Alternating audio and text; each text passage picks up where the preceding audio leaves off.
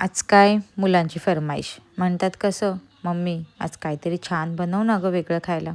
मग काय घेतलं पातेलं, त्यात घातलं पाणी, कलर यावं म्हणून घातली हळद, चवीपुरतं मीठ आणि वासासाठी टाकलं चमचाभर तूप. पाणी उकळलं तसं तांदूळ भिजून ठेवले होतेच, ते घातले पाण्यात.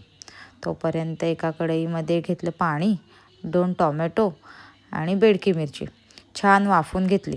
टोमॅटो शिजले तशी सालं काढली, मिक्सरच्या भांड्यात फिरून घेतली. मिरची आणि लसूण काय ठेवते होय, ते पण घेतलं गरकन फिरवून. छान अशी पेस्ट तयार झाली. पुलाव म्हटले म्हणजे भाज्या आल्याच नाही का. मग काढल्या की फ्रीजमधून शिमला मिरची, फ्लावर, फरसबी, गाजर काट काट कट कट सगळं कसं बारीक कापून घेतलं. शिमला मिरची घेतली, गाजर घेतलं, फरसबी घेतली. आपल्याला पाहिजे तसं सोयीनुसार बारीक मोठं कापायचं. बघा पुन्हा एकदा दाखवते. शिमला मिरची, गाजर, फरसबी, फ्लावर, टोमॅटोची प्युरी आणि आपलं मिरची आणि लसूणची पेस्ट. आता काय केलं, एक मोठी कढई घेतली, त्यात घातलं तेल, थोडंसं बटर होतं तेही घातलं. त्यात टाकलं जिरा मोहरी, तडतडली, लगेच टाकला कांदा छान परतून घेतला. कढीपत्ता होताच, दिसला म्हटलं चला टाकूयात. कढीपत्ता टाकला आणि छान कांद्याचा कलर बदले होईपर्यंत परतलं. आता टाकल्यात भाज्या. फ्लावर म्हणते मी जाते, शिमला मिरची म्हणते माझा नंबर आधी. मग काय घेतल्या सगळ्या आणि टाकल्या एकत्र.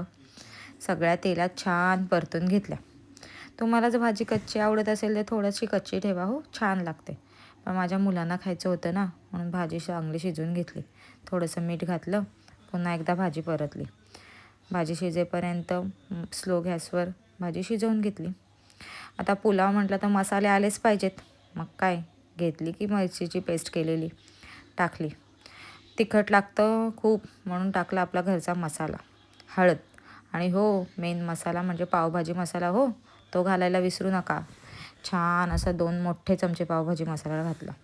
टोमॅटोची पेस्ट घातली आणि आपला शिजलेला भात होताच की तोही घातला आणि छान अशी भाजी आणि भात सगळा मिक्स करून घेतला. झाला आपला पुलाव तयार. छान अशा कोशिंबीर बरोबर पुलाव सर्व केला.